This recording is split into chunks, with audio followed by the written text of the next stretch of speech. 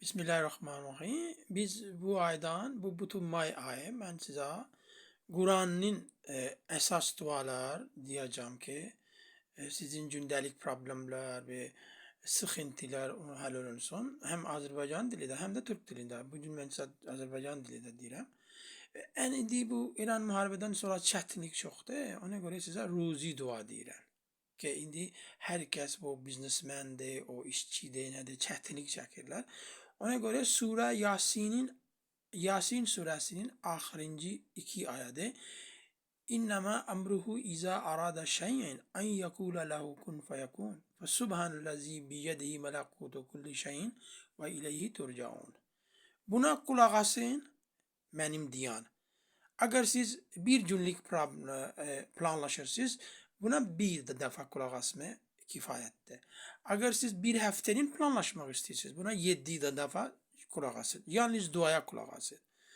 Başka sohbet siz bilirsiniz ki bir 3 ay tam neye kulak asmak lazımdır. Ondan sonra eğer bir ay için planlaşırsınız, size 30 defa, 31 defa neticeler var.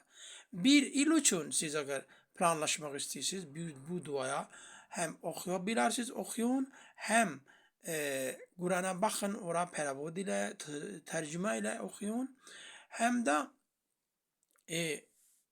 kulak asabilirsiniz. Bazılar Arap dili bilmirler, ona göre kulak asırsınızsa, Allah Kur'an'da harda deyir, ben de deyir ki ben insanlara duygu züviler bəxş etmişəm. Orada birinci kulak gelir.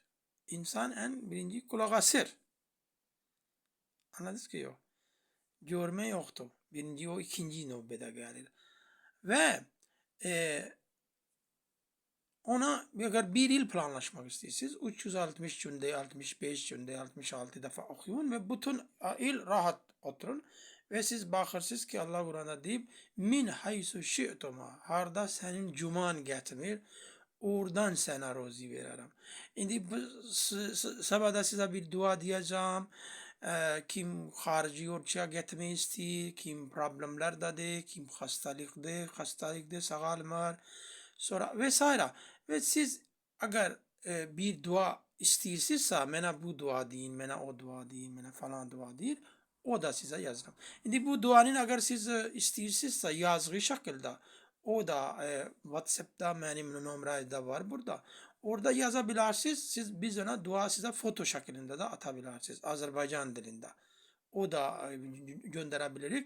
Ve dua isteyirik sizin. Allah size xoşbaxt eləsin, ruzi bol eləsin, bərəkətli eləsin.